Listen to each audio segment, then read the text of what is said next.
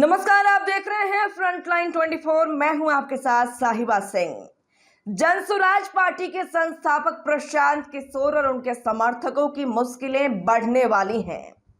प्रशांत किशोर और उनके सैकड़ों समर्थकों पर पटना में प्रतिबंधित क्षेत्र में प्रदर्शन करने और विधि व्यवस्था बिगाड़ने के प्रयास के आरोप में केस दर्ज किया गया है। बता दें कि प्रशांत किशोर और उनके जो समर्थक थे उन पर पटना में एफआईआर दर्ज किया गया है। सिटी एसपी सेंट्रल दीक्षा ने बताया कि मजिस्ट्रेट के बयान पर प्रशांत किशोर समेत 300 अज्ञात लोगों के खिलाफ सचिवालय थाना में एफआईआर दर्ज की गई है। यह कार्रवाई बिहार विधानसभा के मानसून सत्र के दौरान हुई, जब प्रशांत किशोर अपने समर्थकों के साथ जनसुराज प्रोटेस्ट के तहत विधानसभा का घेराव करने पहुंचे थे। दरअसल बुधवार को प्रशांत किशोर के नेतृत्व में जनसुराज के कार्यकर्ता और समर्थक विधानसभा घेराव करने के लिए निकले थे।